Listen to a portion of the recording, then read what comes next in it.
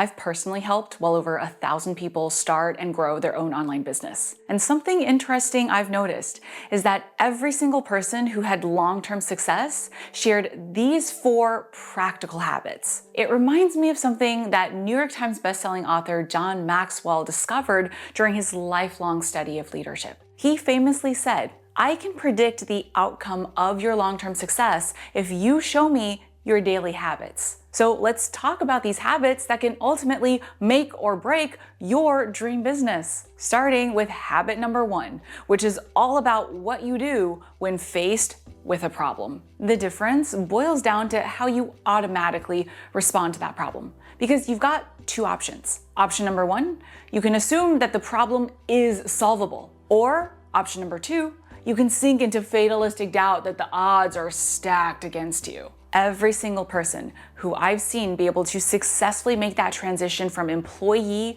to entrepreneur has been someone who asked, not, will this work for me?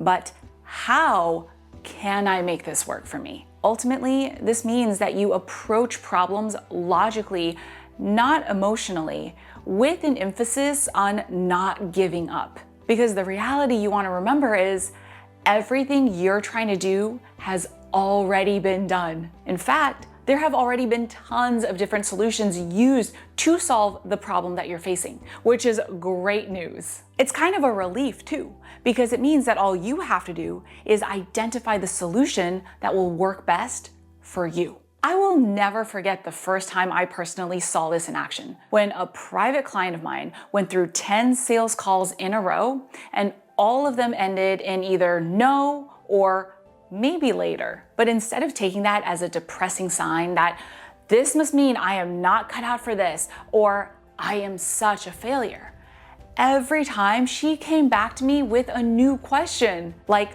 what would you have done in this specific situation?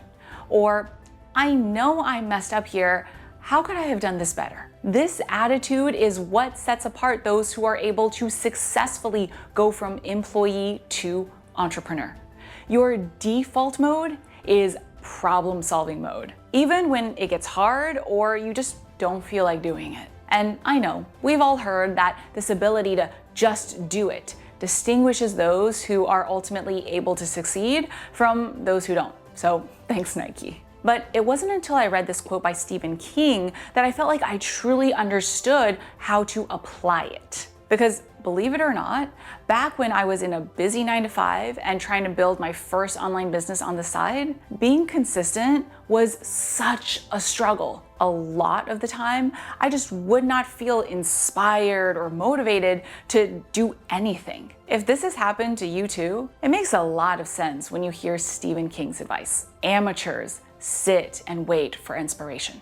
The rest of us just get up and go to work. Which is where habit number 2 comes in. Because building a successful business requires you to show up and do the work every day, whether or not you feel like it. I've noticed that my most successful clients are a beast at this. When we map out deadlines for what needs to get done by what date, there are no ifs, ands, or buts. They will get it done. From what I've seen, part of being able to do this is having that mentality of treating your business like a job. You wouldn't dream of just not showing up to work one day just because you don't feel like it, right?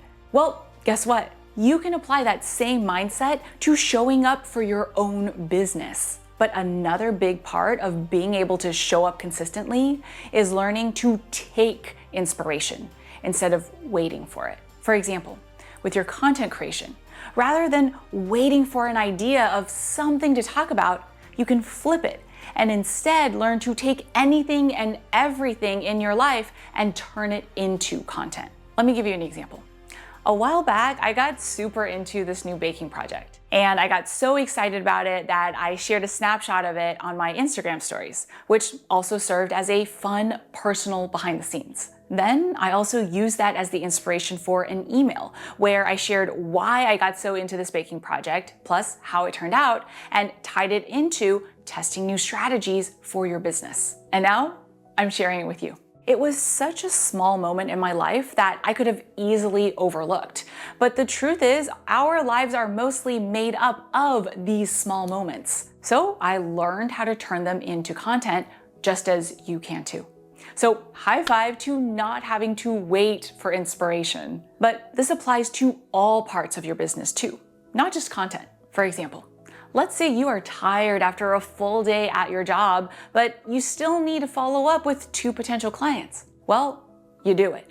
Even when all you really want to do is curl up on your sofa with a good bag of Cheetos and watch a new episode of your favorite TV show. And I know this is way easier said than done because I have been here too. But here's the thing. If you are truly serious about building your dream business so that you can have your dream business, income, and life, you cannot treat it like a hobby that you only work on whenever you feel like it. Instead, you've got to treat it like a second job, even if that job isn't paying you yet. It will be hard, especially in the beginning.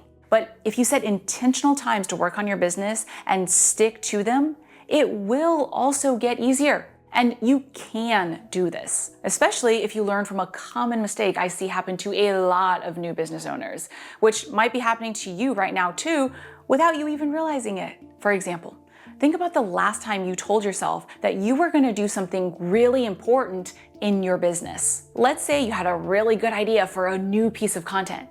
So you jot it down in your notes app and you think to yourself, oh, this is going to be really good, but I don't feel like doing it right now. So you tell yourself, I'll get to it later. Seriously, have you had this happen to you before? Let us know if so in the comments, because I really think this is a universal experience. And when that's the case, it's always helpful to see that you're not alone. Plus, if you've been through this, you know what happens next. That idea just sits there until you start questioning how effective it would have been anyway. And then new ideas and to-dos pop up that make the old one feel much less exciting. And lo and behold, that idea passes its expiration date and thus never becomes a reality. But when I think about my most successful clients, they actually never have this problem. I'm actually thinking of a former client of mine who handled this in a way that kind of blew my mind. I'd given her a to-do of interviewing a few potential ideal clients to get a better understanding of why someone would want to purchase from her. Honestly, I thought she'd maybe reach out to 1 or 2 people because market research is a scary and often overwhelming thing to do. But within a week, she had come back to me with data from 7 people that she'd interviewed. Plus, get this, their answers were color-coded and organized by question in a Google Doc. I remember thinking, wow. Plus, as a super organized person myself, honestly, this was just so beautiful. Not only that, but she also included a summary of her biggest ahas from that research on her realizations about what she'd been missing in her marketing up until that point. You can see what sets her apart from most new entrepreneurs, right? And this is habit number 3, which will help you grow your business 100 times faster. You take action fast. The key to being able to do this is to not let yourself get in your own way, where you start questioning a to-do by wondering things like, is this really the best use of my time? Or what if it doesn't work out? Instead, you don't let yourself overthink and you just do it. Hello again, Nike, because you understand that you do not need to get it perfect. You just need to get it done so that you can keep moving forward. But while moving forward is the ultimate goal, habit number 4 might sound a little counterintuitive at first, because the last and possibly most important habit that'll help you grow is to look backwards, not forwards. The truth is, building a successful business takes a lot of time and hard work, as I'm sure you're experiencing right now, especially in the beginning of your business. So it's super natural in this starting from scratch season that you're feeling anxious and maybe even doubtful that it's possible. But the problem with this is that you might end up getting overwhelmed worrying about that endpoint, which will actually prevent you from getting there. For example, let's say you've made 1 sale in your business for $1,000. But your big goal is to make $20,000 before you can turn in your notice. Looking forwards, you might think to yourself, oh my gosh, I've only made $1,000. How am I gonna make $19,000 more? It might feel impossible and overwhelming to even think about. But the most successful people think about this exact same reality very differently. So if you were practicing habit number 4, you might think, oh my gosh, I just went from having no idea if anyone would be willing to pay me to making my first $1,000. Look how far I've come. I mean, think about it. Doesn't that feel so much more exciting and motivating than dwelling on how much more you have to do? This small change can make a massive difference because it'll keep your head in the game so that you feel motivated and excited to keep taking action so that you can continue building momentum so that you can grow faster. But even with these 4 habits as your very powerful foundation, you still need to have a plan to follow. That's why in this next video, I'll walk you through the only 3 steps you need to follow to get to consistent 10K months in your business. When you've got the right habits plus the right steps, you will be able to cut through the overwhelm, know you're on the right track, and grow faster than you might even believe. So I will see you over there in our next video.